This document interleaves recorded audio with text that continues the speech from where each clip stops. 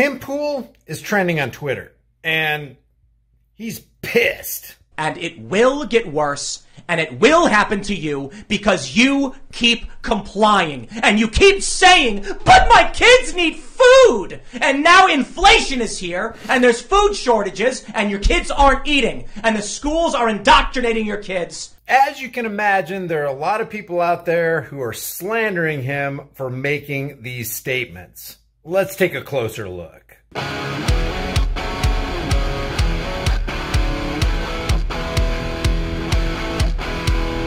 Hey guys, study after study shows that if you want strong bones and muscles, healthy hair, skin, teeth, and nails, you need the 5 types of collagen in your diet. I get mine from BioTrust. I've got a link in the description with a massive discount, and it'll tell you all about it. Before I get into this video, I don't know if anybody, are you familiar with that part in the Declaration of Independence where it says, but when a long train of abuses and usurpations pursuing invariably the same object evinces a design to reduce them, that's the people, under absolute despotism, it is their right, it is their duty to throw off such a government and to provide new guards for their future security. And the reason I mention this is because it is in the founding document of this country, the Declaration of Independence, which spurred on the Constitution of the United States, including the Bill of Rights. So is it your duty, is it your right to throw off an oppressive government who is constantly trying to reduce us under absolute despotism? I would say that natural law dictates that the answer is yes. And that's why I wanted to cover what Tim Pool said here. Now, there's a lot of people who disagree with Tim Pool about a lot of things, saying that he's a fence rider. He doesn't take a solid position on things. And I've seen that. I've seen a wavering, and I've seen a catering to politics and political forums. Namely, he's really steered people in the direction of Donald J. Trump and to politics. And we have to be honest with what politics is. Politics is the clever and deceptive art of using euphemisms, lies, emotionalism, and fear-mongering in order to dupe average people like you and me into not just accepting, but also demanding the chains of our own enslavement. So when you have a long train of abuses and usurpations pursuing invariably the same object, and it evinces a design that reduces us under absolute despotism, then I think it is our right, it is our duty to throw off such a government and to provide new guards for our future security. Because isn't that what government's supposed to be? Is to be a guard for your safety, security, and prosperity, while not taking away your rights, while not reaching a hand into your pocket and stealing the product of your time and laboring energy. I would contest that it is. So listen to what Tim Pool says here and see if you agree with what he says. Check this out. Boot of the authoritarian fascist government. And it will get worse, and it will happen to you because you keep complying. And you keep saying, but my kids need food! And now inflation is here, and there's food shortages, and your kids aren't eating. And the schools are indoctrinating your kids. Now we see a turnaround with young kids. Now, before I continue on with this, I don't disagree with anything he says. When an injustice happens, this is beyond a cliche, guys. When an injustice happens to one man anywhere, injustice happens to all men everywhere. So if we fail to stand up for that one man on whom injustice has fallen, then we fail to stand up for ourselves, for our families, for our loved ones. And when we can keep complying, and I understand it seems at the time that it's easy to comply because it's like, well, if I don't comply with this right now, I will lose my job. If I lose my job right now, I will not be able to feed my family. If I can't feed my family right now, then my kids will starve. I won't have a roof over the head. We'll be living in a tent underneath a bridge somewhere. But guess what? That's going to happen anyway if you comply. If you comply with tyranny, tyranny metastasizes and grows. It doesn't stay stagnant. It doesn't just stop moving and stop growing. When you comply with tyranny, you have not shoved tyranny away. You've invited more tyranny into your life. And if you invite more tyranny into your life and your neighbors invite more tyranny into your life, then tyranny becomes a way of life. And is that really what we want? That is not what we want. And that's what Tim Pool is saying right here. I feel this guy's passion. I agree with what this guy's saying. And on the other end of it, if you're going to say this, then you have to understand that what you've done before this is you've sown the seeds of your own oppression.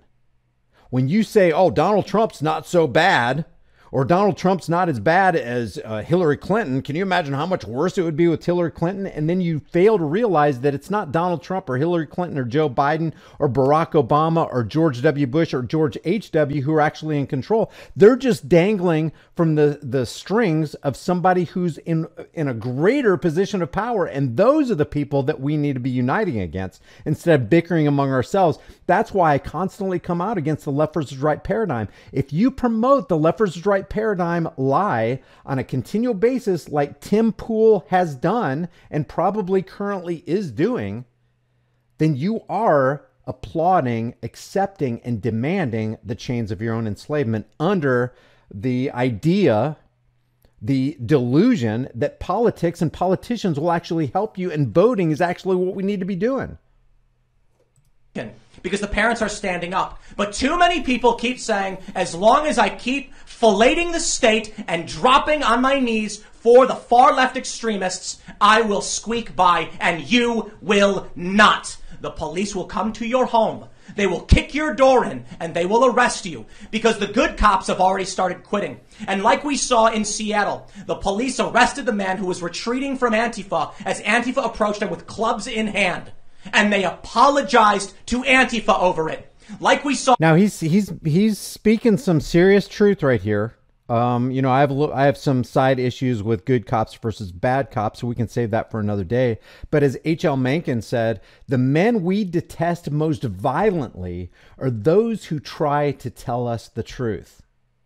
So I want to stay on the positive side of this right now. Let's forget everything in the past. Let's say that Tim Pool is turning the page and he's starting a new chapter, maybe even a new book in his life. And this is how he's going to conduct the affairs of his life and speaking truth to power. Okay, I applaud that. This is what we need to rally behind. I'm not talking about necessarily the character of Tim Pool or, you know, Project Veritas. I'm not talking about embroiling yourself in the cult of personality because that keeps us in the hamster wheel. But I am saying that let's talk about what Tim Pool is saying right here. For the most part, you know, a large percentage of this stuff, I agree with it. We need this kind of truth. We need this kind of passion, and we need this kind of personality saying exactly what he's saying. So I applaud this. In the Chaz, when several men unloaded hundreds of rounds into an SUV, and then the extremists stripped the evidence from the vehicle, and none of those people are brought to justice. And now we are at the point where Project Veritas is having their private, privileged, legal communications leaked to the New York Times, who with a smile on their face violate all norms, all respect, and lack all scruples.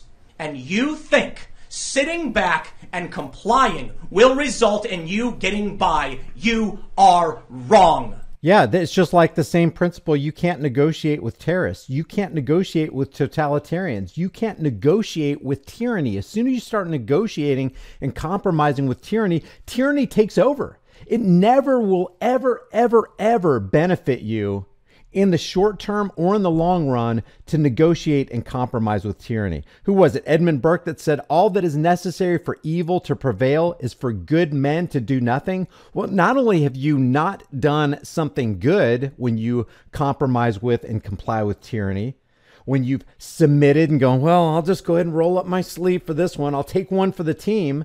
Not only have you not done anything good, you have done great damage to the good that could have been done in the future. And you as a parent especially set an example for your kid. Hey, you're basically telling them, hey, just go ahead and just comply. Just follow orders. Just do what the 15,000 hour government fool indoctrination program has taught you to do. Just obey the government officials and the authorities. They'll never steer you wrong. You're teaching them to be a conformist instead of a moralist. The conformist does what he's told regardless of what is right. But the moralist, on the other hand, does what is right regardless of what he's told. He'll just always do right. He won't check himself into the cult of personality. He won't start drinking the Kool-Aid. He won't cement himself into the cognitive dissonance. He has no desire to be in the echo chamber where people are just constantly surrounding him with yes men, telling him what he wants to hear rather than what he has to hear. He's become a moralist. He just wants to ferret out, discover, and proclaim and live out the truth. That's it. I'm sick of this. Preach. Yeah, what do you do when the FBI is violating the Constitution? Because you can't call anyone at that point. There's no more authority to appeal to. You have to create your own. Yeah, so what we got here is apparently the FBI has, I think I have it right here. Yeah, the FBI has, the FBI raided the home of Project Veritas, James O'Keefe and Project Veritas. I don't know how much of a smokescreen issue this is. I don't know what brand of psychological operations is going on here. I don't know if this really happened. We know that Sean Hannity, who's reporting this right here, is embroiled in the left versus right paradigm lie. His network is owned by Vanguard, State Street, BlackRock, JP Morgan, Bank of America, and all those people, just like CNN is. Fox News, News Corp, Fox Corp is owned by the same people that own CNN and MSNBC and CBS and Pfizer and Moderna and all that. So I'm not sure exactly where to take this. But if it's true that the FBI raided the home of Project Veritas, maybe this is projection. Maybe this is them doing exactly what they did to Donald Trump. It's like, hey, if we, the social media oligarchs in Silicon Valley, can kick the president of the United States off our social media, don't think we're not going to do that to you. So it could be classic projection. I don't know. I don't exactly know what the depth of this deception is. But I do want to bring these words of Tim Pool to you. There's another segment to this. It's just a short segment. I think it's this one right here. What I mean to say is, don't let these stupid motherfuckers on Twitter who talk shit all day affect your mood. For good or bad. Positive, too. The positive people that are like, oh, you're so hot. Oh, you're... This isn't it. This is it right here. Evil. I'm asking... These people are evil. I'm asking myself, who Adam Goldman of the New York Times. Now, when he says that, and he says that name right there, look what some people are saying here. They're saying that he's being anti-Semitic. They're actually blaming Tim Pool and accusing him of being an anti-Semite. Where is it? It was all over the place. Unfortunately, my Twitter feed has just refreshed. But people were saying all over the place, look, he's being an anti-Semite because he's... Guys, speaking the truth is not being anti-anything but anti-lie. If you're speaking the truth, you're engaging in anti-lie. And that's always a good thing. Nobody wants to be lied to. So let me show you this real quick. It says Tim Pool has been officially activated. These people are evil. I'm asking myself, who Adam Goldman of the New York Times. Evil. We've got to stop playing these games. Why? They want this country to burn. They want power, and they will get it by any means necessary, and they will use the power of the federal government to do it. I am looking at all of you right now, and I am telling you this. The police will kick your door in and bash your teeth out the moment Black Lives Matter protests you. We've already seen it happen. You think this is a joke? James O'Keefe's legal privileged communications were just given to the New York Times, and Adam Goldman, with a smile on his face, published it. He doesn't care about this country. He doesn't care about our norms. These people are at war with you. And what's interesting is the Tim Pool spitting truth here. It's amazing to me that people who don't want to hear the truth will accuse him because he's using this particular name, and they're accusing Tim Pool as being an anti-Semite because they don't want to deal with the truth that he just laid down right there. Who was it? Albert Einstein said, a foolish faith in authority is the greatest enemy of truth. People cannot allow themselves to hear the truth that just fell from Tim Pool's lips, and they want to divert and call him, they want to launch an ad hominem because they don't have an argument against what he just said. Who cares who wrote the article? I don't care if it was a, straight white male. It doesn't matter who wrote the article. The question is the substance of what Tim Pool says, is it in accordance with truth? And is it against lies? Is it against our common enemy and for the safety and security and freedom of the American people and by extension, the people in the world? and they will burn your life to the ground like they're doing to Rittenhouse and like they're doing now to James O'Keefe because you dare oppose their power grab. Yep. This is not a joke, and it is getting worse. And in the next 10 years, as we enter the fourth turning and it escalates, it is going to get worse. James O'Keefe is a journalist. The federal government stole his privileged legal... Yeah, and whether you're for James O'Keefe or not, I have never heard anybody come out like this for Julian Assange and WikiLeaks. And whether Julian Assange was a psychological operation or not, I don't know, and I don't care. Because here's the bottom line of this. Every single person who calls themselves a journalist should have come out in defense of Julian Assange, and they did not. I don't care if it was CNN. Brian Stelter should have come out. He should have talked about it on every single show until Julian Assange was let go and freed. Instead, mainstream media, including leftist media and rightist media and Donald Trump should have issued a pardon for Julian Assange. And I understand he's in another country and all that kind of stuff, and he's not American and all this. He should have extended the olive branch and the opportunity for Julian Assange to take the road to freedom. He should have set an example, especially since he actually credited WikiLeaks to some extent with a successful campaign in 2016. Can you imagine that? Constantly quoting WikiLeaks, which is the work of the work of Julian Assange and the people that work with him, and yet at the end of it, not even including him on one of the many that he issued a pardon for. Well, if the President of the United States issues you a pardon, whether we like it or not, that's a weighty thing. That's something that in this realm matters, but he didn't do it. Why? Why doesn't Sean Hannity and Tucker Carlson, maybe Tucker Carlson did, I don't know, but why doesn't Sean Hannity or the people in Fox constantly go, no, hey, this thing that's happening to Julian Assange, the thing that happened to Julian Assange, that could happen to me.